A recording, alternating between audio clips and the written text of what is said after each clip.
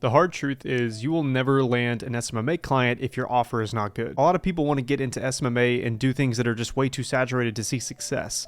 Like, let me edit your short form content, which you can get a lot of success in, but if your offer is terrible, nobody's going to take it. Or let me do your social media management. And you think business owners don't get 1,000 of those per day? I do, and I don't even have an e-commerce business. My hope is by the end of this video, you have an idea of a really good offer you can begin presenting to potential clients that hopefully become full-time clients. I have a lot of experience in offering different things and learning what works, what doesn't work, and I think I've finally curated a perfect template that you can use for your potential clients that I'm using for mine right now. I'm not going to waste any more of your time. Let's get right into the video. The only thing that I ask is that you hit the subscribe and like button. It really helps me out to continue doing these videos, but let's get into it. So step number one when picking a really good offer is finding the right audience.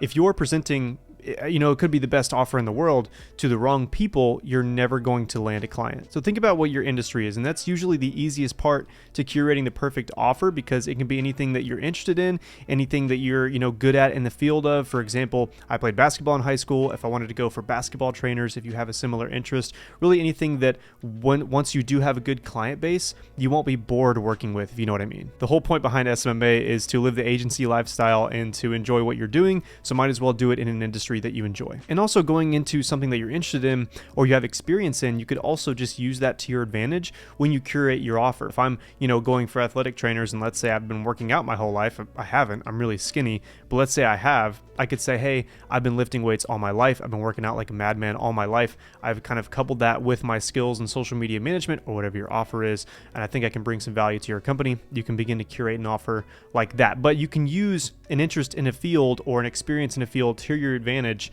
and that way you can get off the bat, unlike some people that just go into a niche or industry that they're completely new in, they don't have any experience in. You're more likely to land that client because they feel more comfortable with you presenting that offer because you have experience or knowledge of that background. So it definitely helps me out, and it's helped me out in the past land a couple music clients. I have tons of guitars back there. I've been a guitar player all my life, and I've worked for a band, I've worked for a music company, I'm working on a podcast right now for a band. So just different things like that have helped me land those clients, and it can definitely do the same for you too. Step number two is finding something within that niche or industry that people lack or desire. For example, if I'm targeting local restaurants or retail stores, everybody wants more, foot traffic. Everybody wants more people to come through the doors. So I might offer lead generation. If I'm going after fitness trainers, likely it's the same thing, but through online. A lot of fitness trainers and athletic trainers have a big presence online nowadays. You could offer things like email marketing or advertising. And while advertising is definitely saturated, email marketing is a really good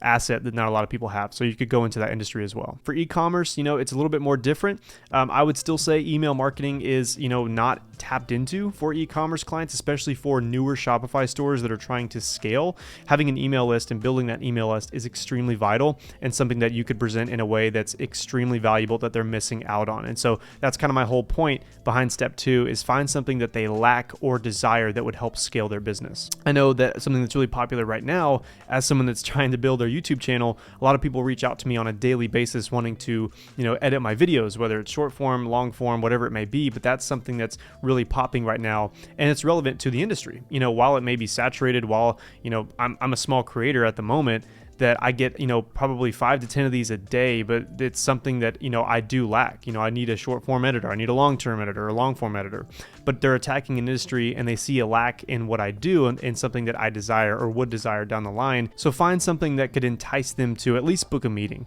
At the very least, you just want to get them on a call. And my philosophy is, if I can get somebody on a call, I can close them, I can sell them, because I think I'm a good people person. I know my offer is good. I know that what I'm presenting to the client is a high quality service, and you should have that same mentality, because it's just going to 5-10x the close rate that you have at the moment. So for anybody that really just wants more traffic to their business, lead generation is a very good service that you could provide and kind of present in a way that they would need or really benefit from having that service into their business. Email marketing, I would really tailor to building a list of your loyal customers, whether that's an e-commerce business, whether that is a restaurant, somebody that's offering a good deal. You just want to have something that is off of the platforms. This is also a really good asset for creators like me. I have an email newsletter that you can get down below in the description. I give you a free outreach PDF, but I'm building that email list because for whatever reason, if YouTube, goes down one day and I lose everybody that's ever watched my videos, I still have that email list that I can contact just in case, stuff hits the fan. And you could also sell creators on that as well. I know that, like I said earlier, short form content is a little bit saturated, but if you go to a content creator and you say, hey, let me build your newsletter and let me, implement strategies that would get people to sign up, let me create whatever it is that you can offer them in order to sign up, whether that's like a digital product, something like a free strategy PDF template like I'm offering, you could offer that to creators. And that's, I haven't seen that come across my inbox before. So that's an idea right there. Anyway, the whole point behind step number 2 is just, find something that they really want, something that their business doesn't already have, because obviously you don't want to offer email marketing if they've already got a killer email funnel, so identify some different gaps in their business model and then target it. The third step in a good offer is promising results. So when I say this, I really mean promising results, or you get a refund, or there's some sort of thing where it's low risk for the person. I wanted to dive into my computer really quick to show you my offer that I'm currently sending to clients at the moment. So this is my outreach template I'm using right now. I actually have been wanting to change this to quick question because my open rate just hasn't been that great. So I'm gonna say quick question for, and then I'll put in their first name here and then switch this up. So anyway, now that I have that done, I wanted to show you my offer here because at the end of it, I promise results. My offer is this, and this is really the line that I'm targeting right here. After I've showed them what I'm gonna do for them, my offer is this. I will drive a 15% bump in leads for the first month, or you get an 85% refund. That's how confident I am, LOL. So you can see that something like that can go a long way, and I like to add the LOL because it adds a little more of a human aspect to the email, so you can kind of see where I'm going with this. But you want to offer as high quality services as you possibly can, whether that means you're doing the services yourself or whether you're outsourcing it to a freelancer or contractor. Just make sure that whatever work is being done is high quality work, because at the end of the day, these businesses are paying you to help grow their business in whatever form of whatever pillar of marketing that you're offering. So make sure that it is high quality work, but the whole offer is just making sure that you're finding a good audience, making sure you're identifying gaps in whatever industry it is, and then promising results. And at the end of the day, it all comes with experience. So don't be nervous about promising something. Just, if somebody pays you $1,000 and you're promising an 85% refund, don't go spend $850 because you're going to have to refund that if you don't drive results.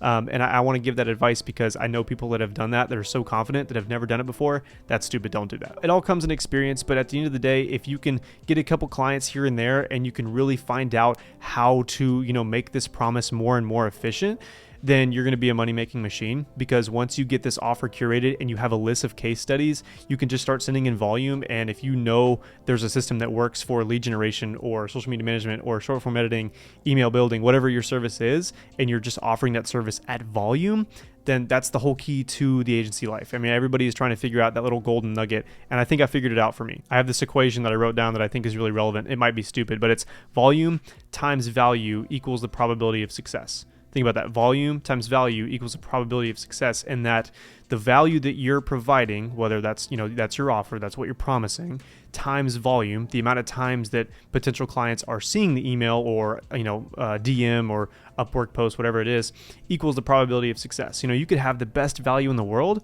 the best offer in the world, the best service in the world, but if you don't have any form of outreach, or you're not doing any kind of volume, any kind of email marketing, advertising, nothing, then your probability of success is zero. And same for the, the value side of things. If you don't have any value, but you're sending thousands of emails a day, you're still not going to get a client. So you have to have a good balance of both. And once you figure that out, your probability of success is going to get higher and higher and higher. If you want to learn a little bit more about how to land that first client, I'll leave a video here for you to check out. But this is effectively the end of the video. Thank you so much for sticking around. I would really appreciate a subscribe and like. I'll see you in the next one. Peace.